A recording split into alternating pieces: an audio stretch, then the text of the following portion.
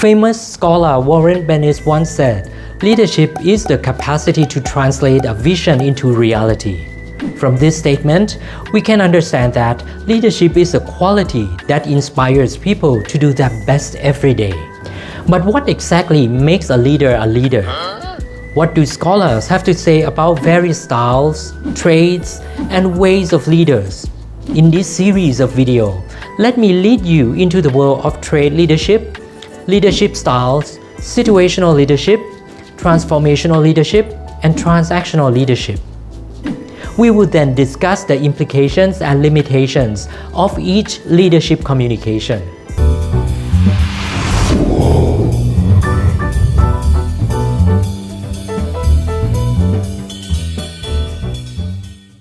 Let's begin with the trait leadership or trait theory.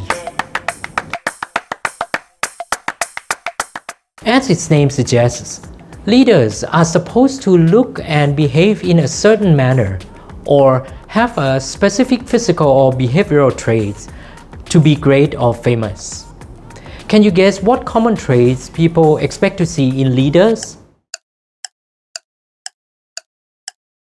This theory was one of the earliest attempts to study leadership. It was widely used by management researchers and theorists from the 1930s to 1950s. You may be thinking, that's such an old theory. In fact, it's older than you and me. Well, you may be surprised to find that you may have in fact internalized certain expectations of what leaders should look like. When you close your eyes and think of a stereotypical leader, what do you see? Do you see tall, blonde, and white males in expensive suits? Do you expect them to come from upper to upper middle class families? Now, don't worry if you do. In fact, this theory has been criticized for its biases. Thankfully, the trait approach has lost much of its appeal, especially after World War II.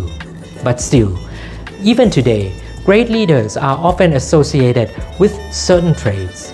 The public, for example, expects candidates for the US presidency to be rich, fit, tall, well-groomed, and attractive.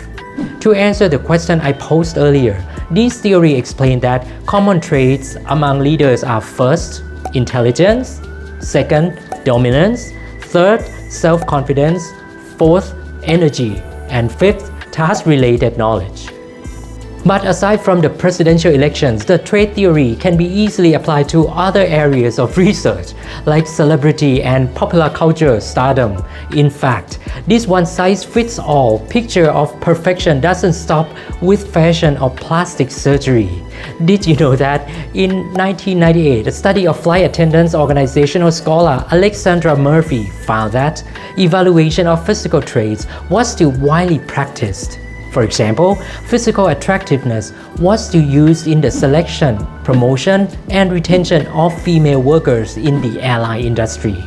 To summarize, the core idea of this trait approach to leadership is that physical attractiveness is an important aspect to effective leadership, or as what you may have heard, pretty privilege is real. It's a clearly flawed logic, but humans are visual creatures after all.